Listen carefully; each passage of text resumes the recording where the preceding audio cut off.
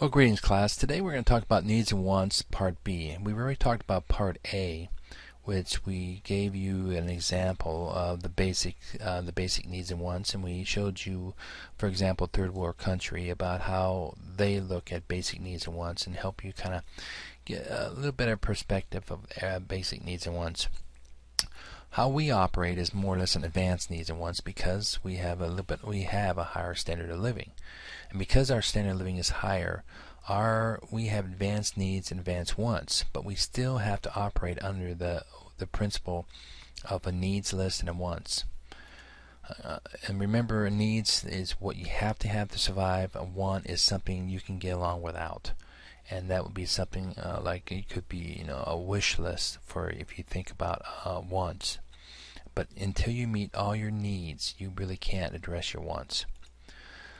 One of the things that change our standard of living is technology, and with the change of technology, our needs and wants will change. And because of that, you look at technology that's changed our lives, and we'll look at the cell phone and how it changed our life, good and bad. And most of you can come up with good, and some of you will come up with bad.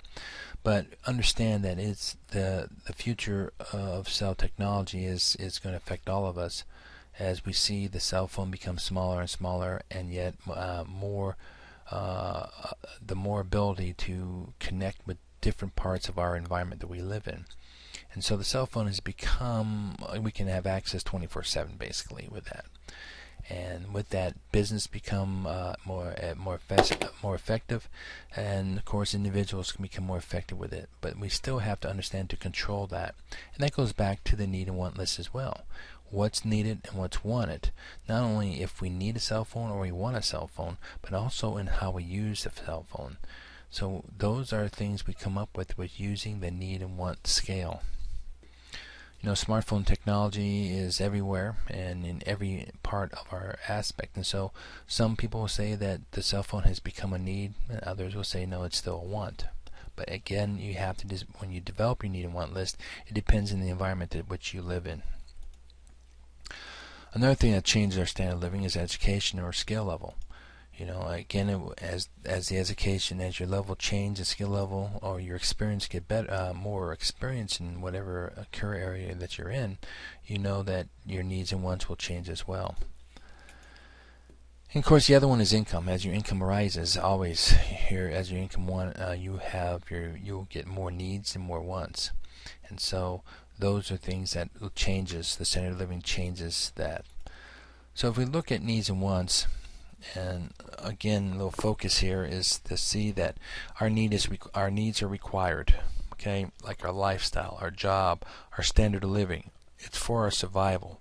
So we make a list of what we need to have to survive in our environment that we live, and it relates to your personal life, your family, your job, your standard of living, which you live.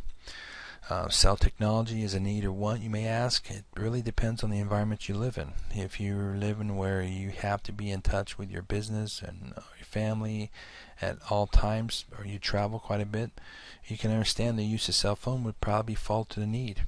If you don't need those kind of options, then it may still be a want yet in your life. But remember, want is luxury. It's a degree of want is what you're looking at, but it's kind of like a wish list.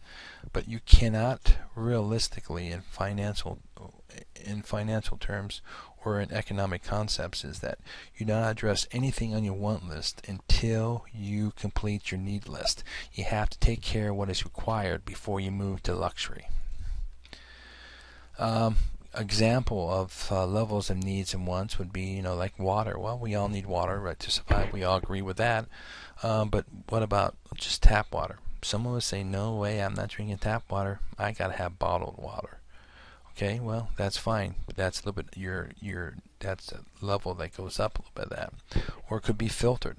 You may have put in a filter system, or it could be other sources, a spring, whatever it may need. But what's your need and what is your want for water? And that's an example of the different levels of needs that you may have to address.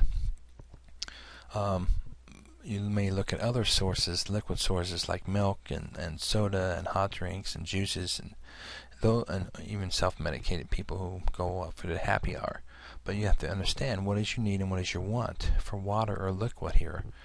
and you have all these choices and have all these level of choices, but still everything is based upon what is your need and what is your want list, and so you determine that because of the environment you live in. There's a great story here, the book and the movie. It's about an individual that really understood the importance of following their needs. He survived on a day-to-day basis, just following his need, what they needed to have to survive, until he got to that point where he actually could then address what he wanted. And it took him, I believe, about a year to do so. But this is a great story about a need and want list and how it works. Technology has changed our life, and the technology in the last 60 years, there's a list of the top 12 things that has changed our life in the last 60 years. Cell phone's number 1 on this, and computers number 2. And you understand that as your environment changes, as your standard of living change, your needs and wants will change too as well. But you still have to operate on what is needed and what is wanted when you determine that. At this point, you may decide not to get all the options on a smartphone, for example, or you may not get one at all. But this is what the top 12 items in the last 60 years. If you look at business or family or marriage buying, it's something that you look at your need and want list. And whenever you work as a team or partner buying or a business, you really have to address the needs versus want list, because really that's where it comes into play. The budget comes into play. When you develop a budget, you really truly understand what is needed and what is wanted. Needed is those things that is required, and wanted is kind of like be nice to have once we get to a point when we can afford it. And a budget, when we talk about budgets a little bit later on, a budget is a record on how you plan to address your needs and your wants. Okay. And finally, the decision-making process is based on need and wants. Whenever you make decisions, individual group, it doesn't matter. Individual group decide based on their standard of living and their environment they live will change. And then the standard of living is based on technology, educational skill level, and income. Okay, and that's the end of the concept of needs and wants in decision making. Okay, thanks. Have a good day.